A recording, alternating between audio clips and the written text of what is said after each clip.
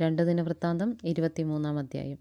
7 സംവത്സരത്തിൽ യഹോയാദാ ധൈര്യപ്പെട്ടു. യഹോരാമിൻ്റെ മകൻ അസര്യാവ്, യഹോഹാനാൻ്റെ മകൻ ഇഷ്മായേൽ, ഓബേദിൻ്റെ മകൻ അസര്യാവ്, അദയാവിൻ്റെ മകൻ മയയേഷ, സിക്രിയുടെ മകൻ എലീശാഫാത്ത് എന്നീ ശതാധിപന്മാരോട് സഖ്യത ചെയ്തു. അവർ യഹൂദയിൽ ചുറ്റി സഞ്ചരിച്ച് സകല യഹൂദാ നഗരങ്ങളിലും നിന്നു. ലേവ്യരെയും ഇസ്രായേലിൻ്റെ പ്രതിഭവന തലവന്മാരെയും കൂട്ടി യെരൂശലേമിൽ വന്നു. സർവ്വസഭയും ദേവാലയത്തിൽ വെച്ച് രാജാവിനോട് ഉടമ്പടി ചെയ്തു.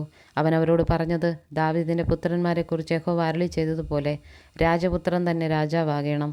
നിങ്ങൾ ചെയ്യേണ്ടുന്ന കാര്യമാവിത്: പുരോഹിതന്മാരും ലേവ്യരുമായി നിങ്ങളിൽ ശബ്ബത്തിൽ തവണ മാറി വരുന്ന 1/3 വാതിൽ കാവൽക്കാരായിരിക്കണം. 1/3 രാജധാനിയെങ്കിലും 1/3 അടിസ്ഥാന വാതിൽക്കലും നിൽക്കണം. ജനമെല്ലാം യഹോവയുടെ ആലയത്തിൽ പ്രാകാരങ്ങളിൽ ഉണ്ടായിരിക്കണം.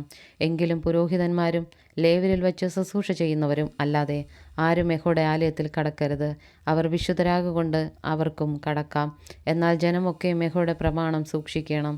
ലേവ്യരോ ഓരോരുത്തൻ തൻ്റെ ആയുധം ധരിച്ചുകൊണ്ട് രാജാവിന് ചുറ്റും നിൽക്കണം. മറ്റാരെങ്കിലും ആലയത്തിൽ കടന്നാൽ അവൻ മരണശിക്ഷ അനുഭവിക്കണം. രാജാവ് അകത്ത് വരുമ്പോഴും പുറത്തു പോകുമ്പോഴും നിങ്ങൾ അവനോടുകൂടെ ഉണ്ടായിരിക്കണം. ലേവ്യരും എല്ലാ യഹൂദയും യഹോയാദാ പുരോഹിതൻ കൽപ്പിച്ചതുപോലൊക്കെയും ചെയ്തു. ഓരോരുത്തൻ തൻ്റെ ആളുകളെ ശബ്ബത്തിൽ തവണ മാറി പോകുന്നവരെയും ശബ്ബത്തിൽ തവണ മാറി വരുന്നവരെയും തന്നെ കൂട്ടിക്കൊണ്ടുവന്നു. യഹോയാദാ പുരോഹിതൻ കൂറുകളെ വിട്ടയച്ചിരുന്നില്ല. യഹോയാദാ പുരോഹിതൻ ദാവീദ് രാജാവിൻ്റെ വകയായി ദേവാലയത്തിൽ ഉണ്ടായിരുന്ന കുന്തങ്ങളും ചെറുപരിചകളും വൻപരിചകളും ശതാധിപന്മാർക്ക് കൊടുത്തു. അവൻ സകല ജനത്തെയും തൻ്റെ കയ്യിൽ ആയുധവുമായി ആലയത്തിൻ്റെ വലത്തുവശം മുതൽ ആലയത്തിൻ്റെ ഇടതുവശം വരെ യാഗപീഠത്തിനും ആലയത്തിനും നേരെ രാജാവിൻ്റെ ചുറ്റും നിർത്തി.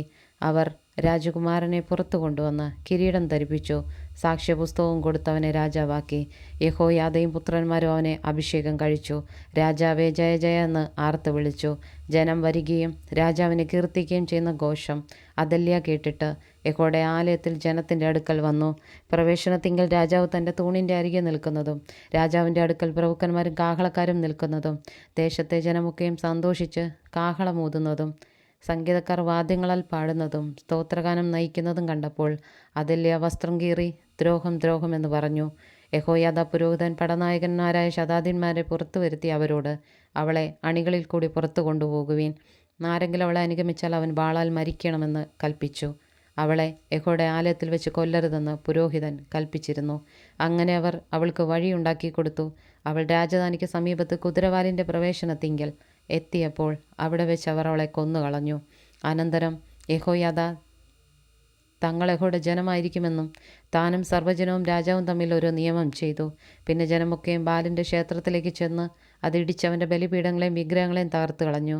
ബാലിൻ്റെ പുരോഹിതനായി മദ്ദാനെ ബലിപീഠങ്ങളുടെ മുമ്പിൽ വെച്ച് കൊന്നുകളഞ്ഞു.